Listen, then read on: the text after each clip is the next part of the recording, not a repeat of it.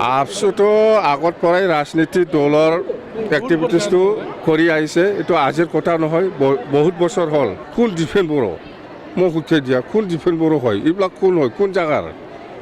Pocket গৰম কৰি আছে কিবা প্ৰমোদ বড়ো, এই ডেইলি 30 লাখ 40 লাখ কামাই বোলে সি। আপচুটো আগত পৰাই ৰাজনীতি দলৰ এক্টিভিটিছটো কৰি আহিছে। এইটো আজিৰ কথা নহয়, বহুত বছৰ হ'ল। অল বড়ো ষ্টুডেণ্টছ ইউনিয়ন আপচু হ'ল আমাৰ বড়ো জাতীয় ছাত্ৰ সংগঠন। এই ছাত্ৰ সংগঠন হিচাপে ইহঁতে কাম কৰিব পৰা নাই। বহুত বছৰৰ পৰা ইহঁতে ৰাজনীতি কৰি আহিছে আপচুই।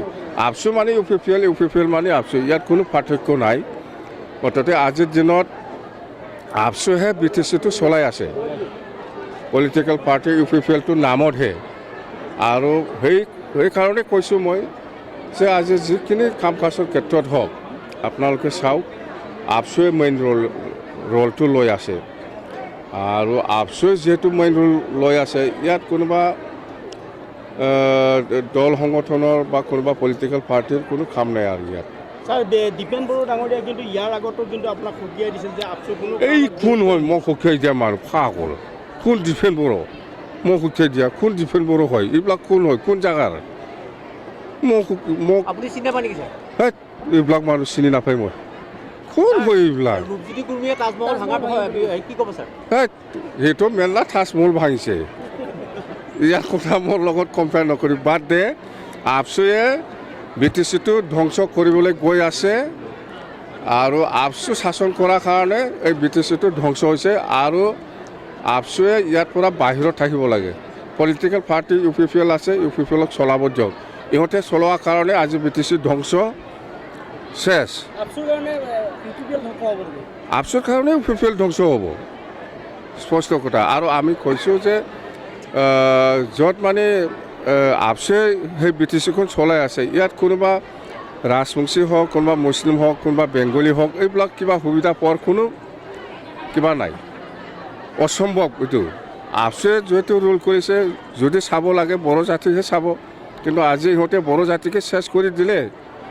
সেইকাৰণে কৈছোঁ মই, বড়ো জাতিকে চেছ কৰি দিলে এই আপচু আৰু ইউ পি পি এলে। ইয়াৰ ক্ষেত্ৰত কোনোবা কোচ ৰাজবংশী, বঙালী বা মুছলিমক চোৱাৰ কোনো প্ৰশ্নই নাহে।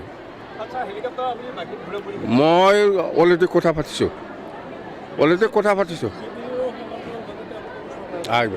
এইবিলাক আমাৰ বি জে পিত, ইয়াৰ বি টি চিত বা ষ্টেট লেভেলত হওক, বি টি চি লেভেলত হওক, বি জে পিয়ে এতিয়া চৰকাৰ চলাই আছে, আমাৰ ক'ব লগা একো নাই। কিন্তু বি টি চিত প্ৰমোদ বড়োৱে ধ্বংস কৰি আছে, সেইটোৱে।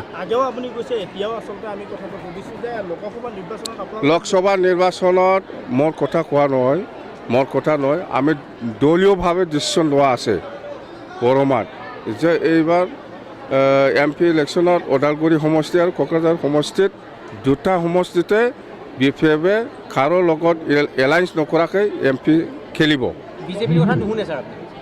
বিজেপিৰ লগত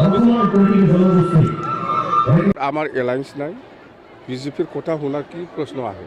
কংগ্ৰেছৰ লগত মোৰ এলায়েন্স নাই, কোনোবা দলৰ লগত আমি এলায়েন্স কৰা নাই। কাৰোবাৰ দলৰ কথা শুনাৰ কি কথা আছে ইয়াত? এলায়েন্স থাকিলে বেলেগ কথা, এলায়েন্সটো কোৱা নাই না। মংগলদৈ নাই আমাৰ এতিয়া, ওদালগুৰি লোকসভা হ'ব।